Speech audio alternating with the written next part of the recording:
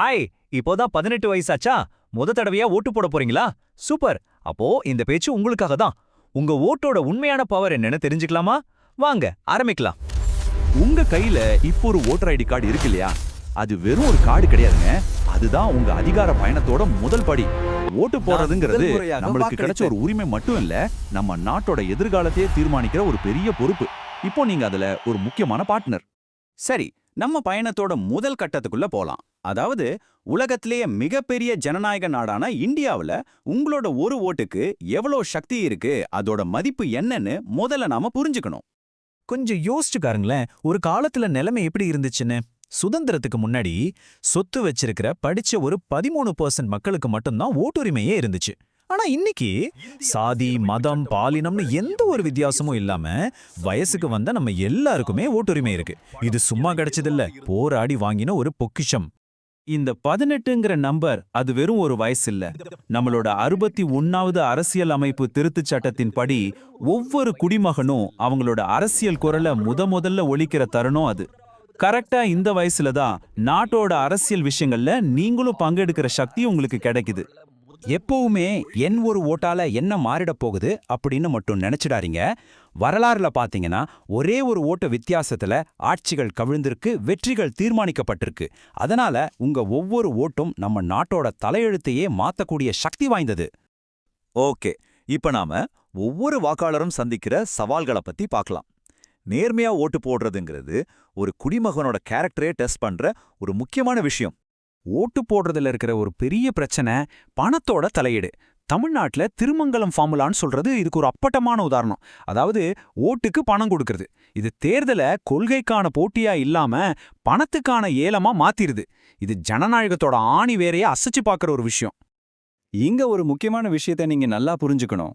ஓட்டுக்கு பணம் கொடுக்கறது மட்டும் தப்பில்ல, வாங்குறதும் ஒரு பெரிய குற்றம். லஞ்சம் வாங்குறது, மிரட்டுறது மாதிரியான செயல்களுக்கு நம்ம இந்திய சட்டப்படி ஜெயில் தண்டனை வரைக்கும் கிடைக்க வாய்ப்பு இருக்கு. உங்க ஓட்டு விற்பனைக்கு இல்லங்கிறத எப்பவும் ஞாபகத்துல வச்சுக்கோங்க. சரி, இதெல்லாம் ஓகே. எப்படி ஒரு ஸ்மார்ட் ஓட்டரா, ஒரு புத்திசாலி வாக்காளரா மாறுறதுன்னு இப்ப பார்க்கலாம். சரியான முடிவை எடுக்க நமக்கு என்னென்ன டூல்ஸ் இருக்குன்னு தெரிஞ்சுக்கலாம் வாங்க. ஒரு அறிவார்ந்த வாக்காளரா மாறுறது ஒன்னும் பெரிய கஷ்டம் இல்ல. இந்த 3 சிம்பிள் ஸ்டெப்ஸை ஃபாலோ பண்ணா போதும். முதல்ல ஓட்டர் லிஸ்ட்ல உங்க பேரை பதிவு செய்யுங்க. ரெண்டாவது, நிக்கிற வேட்பாளர்களை பத்தி முழுசா ரிசர்ச் பண்ணுங்க. கடைசியா அவங்க கொடுக்கிற வாக்குறுதிகளை மேலோட்டமா பார்க்காம அதுக்குள்ள என்ன இருக்குன்னு ஆழமா யோசிச்சு பாருங்க.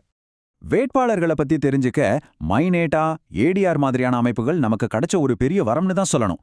இவங்க என்ன பண்றாங்கன்னா, வேட்பாளர்கள் தாக்கல் பண்ற அஃபிடவிட்ல இருக்கிற அவங்களோட கிரைம் ரெக்கார்ட்ஸ், சொத்து விவரங்கள்னு எல்லாத்தையும் நமக்கு ரொம்ப எளிமையா எடுத்து தராங்க. இதை வச்சு யாரு நேர்மையானவங்கன்னு நம்மளால ஓரளவுக்கு முடிவு பண்ண முடியும். இப்போ இந்த நம்பர்ஸ பாருங்க. 2024 லோக்சபா தேர்தல்ல போட்டியிட்ட வேட்பாளர்கள்ல கிட்டத்தட்ட 21% பேர் மேல கிரிமினல் கேஸ் இருக்கு. அதே மாதிரி 80%க்கும் அதிகமானவங்க கோடீஸ்வரர்கள். இதனாலதான் ஒரு வேட்பாளரோட பின்னணிய நாம ஏன் துருவி ஆராயணும்னு சொல்றோம். ஓகே, நம்ம பயணத்தோட கடைசி கட்டத்துக்கு வந்துட்டோம். எலெக்ஷன் அன்னைக்கு வாக்குச்சாவடியில என்ன நடக்கணும்னு தெளிவா புரிஞ்சுக்கிட்டா எந்தவித பதட்டமும் இல்லாம ரொம்ப நம்பிக்கையோட போய் ஓட்டு போடலாம். வாங்க, போலிங் பூத்துக்குள்ள என்ன நடக்குதுன்னு ஒரு ரவுண்டு போயிட்டு வரலாம். வாக்குச்சாவடிக்குள்ள போறது ரொம்ப சிம்பிளான ஒரு ப்ராசஸ் தான். முதல்ல ஒரு ஆஃபீஸர் உங்க ஐடி கார்டையும் ஓட்டர் லிஸ்டையும் செக் பண்ணுவாரு. அடுத்து இன்னொரு ஆஃபீஸர் உங்க விரல்ல அழியாத மை வச்சு ஒரு ஓட்டர் ஸ்லிப் கொடுப்பாரு. கடைசியா 3வது ஆஃபீஸர் அந்த ஸ்லிப்பை வாங்கிட்டு ஓட்டிங் மிஷினை ஆன் பண்ணுவாரு. அதுக்கப்புறம் நீங்க தனியா இருக்கிற இடத்துக்கு போய் யாருக்கும் தெரியாம உங்க ஓட்டை பதிவு செய்யலாம். நீங்க பட்டன் அழுத்தினதுக்கு அப்புறம் ஒரு நீளமான பீப் சத்தம் கேட்கும். அந்த சத்தம் தான் ஓகே, உங்க ஓட்டு சக்சஸ்ஃபுல்லா பதிவாயிடுச்சுன்னு சொல்றதுக்கான கன்ஃபர்மேஷன். ஸோ அந்த சத்தத்தை கண்டிப்பா கவனிங்க. இந்த விவிபிடிங்கிறது என்னன்னா, நீங்க போட்ட எலக்ட்ரானிக் ஓட்டுக்கு ஒரு பேப்பர் ப்ரூஃப் மாதிரி. நீங்க ஓட்டு போட்டதும் ஒரு சின்ன பேப்பர் ஸ்லிப்ல நீங்க தேர்ந்தெடுத்த சின்னம் பிரிண்ட் ஆகி வெளியில வரும். அது ஒரு 7 செகண்ட் தெரியும். உங்க ஓட்டு சரியா தான் பதிவாயிருக்கான்னு நீங்க செக் பண்ணிக்கலாம். இது தேர்தல் முறையில இருக்கிற வெளிப்படைத்தன்மைக்கு ஒரு சூப்பரான உதாரணம். சரி, இது ரொம்ப முக்கியமான ஒரு கேள்வி. தேர்தல்ல நிக்கிற யாருமே நம்ம ஓட்டுக்கு தகுதியானவங்க இல்லைன்னு உங்களுக்கு தோணுச்சுன்னா என்ன பண்றது? நம்ம ஜனநாயகத்துல அதுக்கு ஒரு வழி இருக்கு. அதுக்கு பேரு தான் நோட்டா. அதாவது மேலே உள்ள எவருக்கும் வாக்களிக்க விருப்பம் இல்லை. இது ஏதோ கடைசி ஆப்ஷன்ல இருக்கிற ஒரு பட்டன் மட்டும் கிடையாது. இது உங்க எதிர்ப்பையும் அதிருப்தியையும் ஜனநாயக வழியில பதிவு பண்றதுக்கான ஒரு பவர்ஃபுல் டூல். நிறைய நோட்டா ஓட்டுகள் விழுந்தா இனிமே நல்ல வேட்பாளர்களை நிறுத்துங்கன்னு கட்சிகளுக்கு நாம கொடுக்கிற ஒரு மெசேஜ் அது. இப்ப நாம இந்த உரையின் கடைசி பகுதிக்கு வர்றோம். நீங்க ஒரு தனி நபரா போடுற ஒரு ஓட்டு எப்படி நம்ம ஒட்டுமொத்த தேசத்தோட எதிர்காலத்தோட கனெக்ட் ஆகுதுன்னு இப்ப பேசலாம். இந்த வாசகம் ஒரு ஆழமான உண்மையை சொல்லுது பாருங்க. ஜனநாயகத்தோட பெரிய எதிரி வெளியிலிருந்து வர்றதில்ல, நம்ம குடிமக்களோட நமக்கு என்னங்கிற அந்த அலட்சியத்திலிருந்து தான் வருது. உங்க ஒரு ஓட்டு நிச்சயம் ஒரு மாற்றத்தை உருவாக்கும். கடைசியா ஒன்னு சொல்றேன், நல்ல ஞாபகம் வச்சுக்கோங்க.